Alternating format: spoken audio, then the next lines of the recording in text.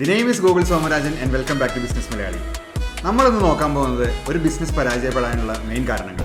ആദ്യം തന്നെ നമ്മൾ നമ്മുടെ ചുറ്റുപാടിൽ നോക്കിക്കഴിഞ്ഞാൽ, അല്ലെങ്കിൽ നമ്മുടെ അടുത്തുള്ള ടൗൺ ഏരിയയിൽ പോയി നോക്കിക്കഴിഞ്ഞാൽ, അവിടെ പല ഫുഡ് ചെയിനുകളും അല്ലാന്നുണ്ടെങ്കിൽ റെസ്റ്റോറൻറ്റുകൾ, തുണിക്കടകൾ, ആക്സറീസിൻ്റെ കടകൾ ഒക്കെ തുറക്കുന്നതും കാണാം.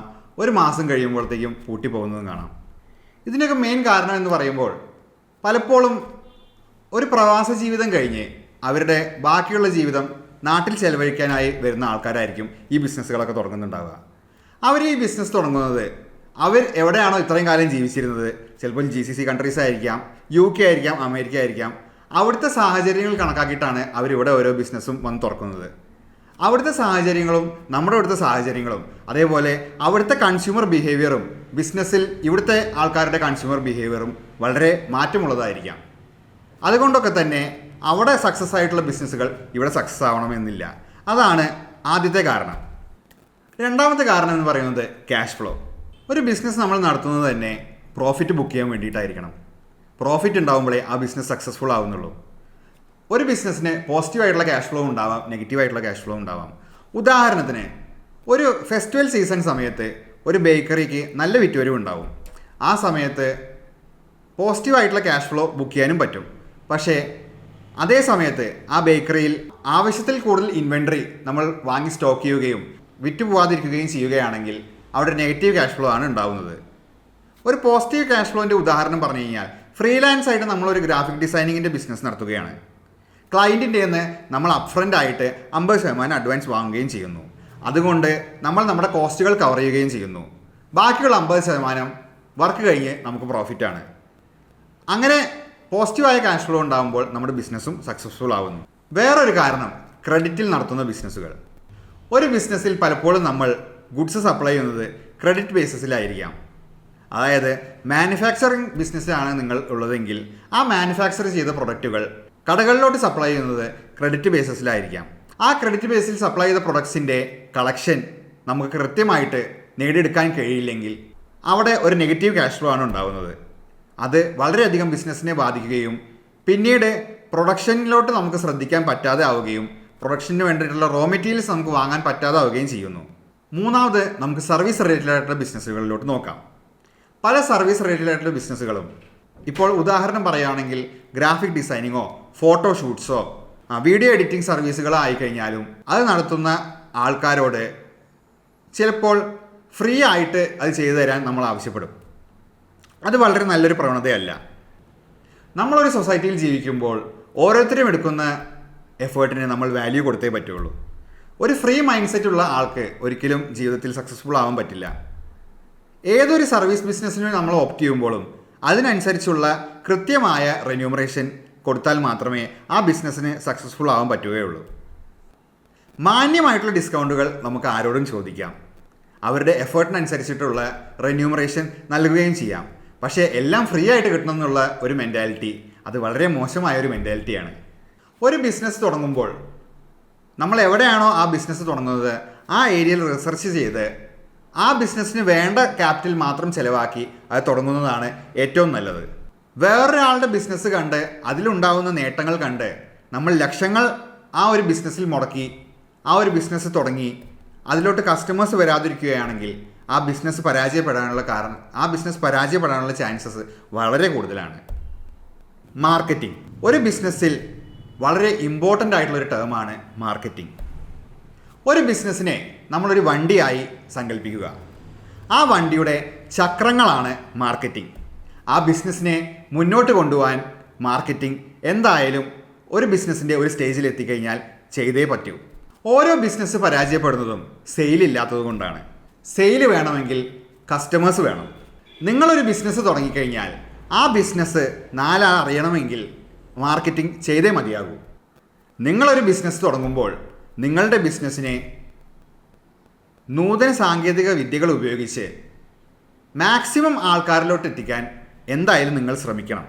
എത്രത്തോളം കസ്റ്റമേഴ്സിൻ്റെ അടുത്തോട്ട് നിങ്ങളുടെ ബിസിനസ്സിനെ കുറിച്ചിട്ടുള്ള അറിവ് എത്തുന്നോ അത്രത്തോളം നിങ്ങളുടെ ബിസിനസ്സിനെ കുറിച്ചോ അല്ലെങ്കിൽ നിങ്ങളുടെ പ്രൊഡക്റ്റിനെ കുറിച്ചോ സർവീസിനെ കുറിച്ചോ എൻക്വയറികൾ കൂടും.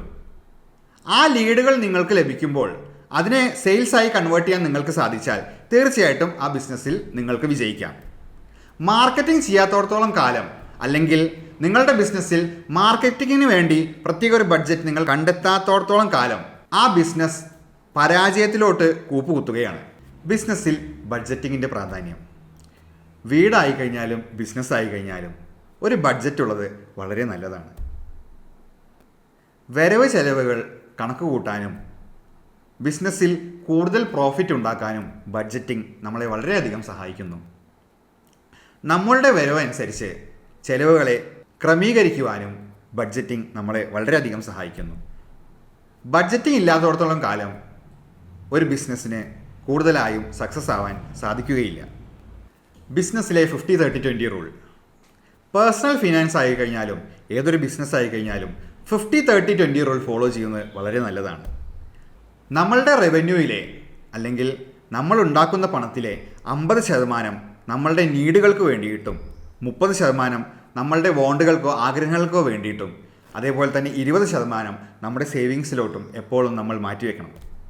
നമ്മളൊരു ബിസിനസ് ചെയ്യുമ്പോൾ നമ്മൾ ചെയ്യുന്ന പ്രൊഡക്റ്റോ അല്ലെങ്കിൽ സർവീസോ നമ്മൾ എവിടെയാണോ ബിസിനസ് ചെയ്യുന്നത് ആ മാർക്കറ്റിന് അനുയോജ്യമായതാണോ എന്ന് നമ്മൾ പഠിക്കേണ്ടതുണ്ട്. ഒരു ബിസിനസ് തുടങ്ങുമ്പോൾ നമ്മളെല്ലാവരും ചെയ്യണ പോലെ തന്നെ ഒരു മന്തിക്കട അല്ലെങ്കിൽ ഒരു ടർഫ് അങ്ങനെ തുടങ്ങിയിട്ട് ഒരു കാര്യമില്ല. നമ്മളൊരു ബിസിനസ് തുടങ്ങുമ്പോൾ നമ്മുടേതായിട്ടുള്ളൊരു യുണീക്നെസ് ആ ബിസിനസ്സിൽ കൊണ്ടുവരാൻ ശ്രമിച്ചാൽ തീർച്ചയായിട്ടും ആ ബിസിനസ് വിജയിക്കും. ഉദാഹരണത്തിന് പറയുകയാണെങ്കിൽ പഞ്ചാബിൽ നമ്മൾ കൊണ്ടുപോയി ഒരു ബാർബർ ഷോപ്പ് ഇട്ട് ഒരു കാര്യമില്ല.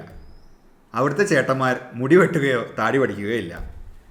പക്ഷേ അതേ ബാർബർ കട തന്നെ നമ്മൾ തിരുപ്പതിയിലോ പഴനിയിലോ കൊണ്ടുപോയിട്ടാൽ നമുക്ക് കച്ചവടം കൂടും. ബിസിനസ്സിൽ ട്രെൻഡിനും അതേപോലെ തന്നെ ശരിയായിട്ടുള്ള സമയത്തിനും വളരെയധികം പ്രാധാന്യമുണ്ട്. പല ട്രെൻഡുകളും പെട്ടെന്ന് വരികയും പെട്ടെന്ന് തന്നെ പോവുകയും ചെയ്യും. അതേപോലെ ശരിയായ സമയം. ഉദാഹരണത്തിന് പറയുകയാണെങ്കിൽ കോവിഡിൻ്റെ സമയത്ത് പല കച്ചവടക്കാരും വീട്ടിൽ വെറുതെ ഇരുന്നു. പക്ഷേ വേറെ ചിലർ ആ സമയത്ത് ആ കോവിഡിൻ്റെ സമയത്ത് ആവശ്യമായ മാസ്കുകളും സാനിറ്റൈസറുകളും വിറ്റിട്ട് കാശുണ്ടാക്കുകയും ചെയ്തു. പലരും യൂട്യൂബ് ചാനലുകളിൽ തുടങ്ങി സക്സസ്ഫുൾ ആവുകയും ചെയ്തു. അതേപോലെ തന്നെ കോവിഡിൻ്റെ സമയത്ത് പാർലേജിയുടെ മാർക്കറ്റ് ഷെയർ വളരെയധികം കൂടി. ഫുഡൊന്നും ലഭിക്കാത്ത ഒരു സാഹചര്യമായിരുന്നതുകൊണ്ട് അല്ലെങ്കിൽ സപ്ലൈ ചെയിനുകൾ ഡിസ്റപ്റ്റ് ആയിരുന്നൊരു സമയമായിരുന്നതുകൊണ്ട് തന്നെ പാർലേജി അവരുടെ കസ്റ്റമേഴ്സിലോട്ട് അവരുടെ പ്രൊഡക്റ്റ് എത്തിക്കാൻ വളരെയധികം ശ്രദ്ധിച്ചിരുന്നു. അതുകൊണ്ട് തന്നെ പാർലേജിയുടെയും അതേപോലെ തന്നെ കുക്കീസിൻ്റെ മാർക്കറ്റ് ഷെയർ വളരെയധികം കൂടുകയും ചെയ്തു. അതുപോലെ തന്നെ പ്രാധാന്യം അറിയിക്കുന്നതാണ് ഒരു ബിസിനസ്സിൽ ടാർഗറ്റിനെ അല്ലെങ്കിൽ ടാർഗറ്റ് ഓഡിയൻസിനെ കറക്റ്റായിട്ട് കണ്ടുപിടിക്കുക എന്നുള്ളത്. ഉദാഹരണം പറയുകയാണെങ്കിൽ നമ്മൾ സ്റ്റാർബക്സിൻ്റെ ഒരു ഫ്രാഞ്ചൈസ് സാധാരണ ഒരു ഗ്രാമത്തിൽ പോയി തുടങ്ങിക്കഴിഞ്ഞാൽ അവിടെ വിറ്റുവരവിന് ഒരു സാധ്യതയുമില്ല. പക്ഷേ അത് തന്നെ ഒരു ടൗണിൽ പോയിട്ട് തുടങ്ങിക്കഴിഞ്ഞാൽ അല്ലെങ്കിൽ ഒരു മെട്രോപൊളിറ്റൻ സിറ്റിയിൽ സ്റ്റാർബക്സിൻ്റെ ഒരു ഫ്രാഞ്ചൈസ് ഇട്ട് കഴിഞ്ഞാൽ അവിടെ അതിനുള്ള ടാർഗറ്റ് ഓഡിയൻസ് വളരെ അധികമായിരിക്കും. അതുപോലെ തന്നെ ബിസിനസ്സിൽ വളരെ പ്രാധാന്യമുള്ള ഒരു കാര്യമാണ് പ്രൈസിങ് സ്ട്രാറ്റജി. നമ്മളൊരു ടീഷർട്ടിൻ്റെ ബിസിനസ് ലോഞ്ച് ചെയ്യുന്നു. നമുക്ക് ചിലപ്പോൾ പ്യൂമയോ അഡിഡാസിനെ പോലെയോ ഒരു പ്രീമിയം പ്രൈസിങ്ങിന് അത് നമ്മുടെ ചുറ്റുവട്ടത്തോ സാഹചര്യങ്ങളിലോ വിൽക്കാൻ പറ്റിയെന്ന് വരില്ല. 199 രൂപ മുതൽ അല്ലെങ്കിൽ 100 രൂപ മുതൽ തന്നെ ടീഷർട്ടുകൾ ഇന്ന് അവൈലബിൾ ആണ്. പക്ഷേ ഒരു ബ്രാൻഡിന് അല്ലെങ്കിൽ നമ്മൾ നമ്മുടേതായ ഒരു ബ്രാൻഡ് ഉണ്ടാക്കിയെടുക്കുകയാണെങ്കിൽ അവിടെ നമുക്ക് തീർച്ചയായിട്ടും ഒരു ടീഷർട്ടിന് ഒരു പ്രീമിയം റേറ്റിൽ തന്നെ സെല് ചെയ്യാൻ സാധിക്കും.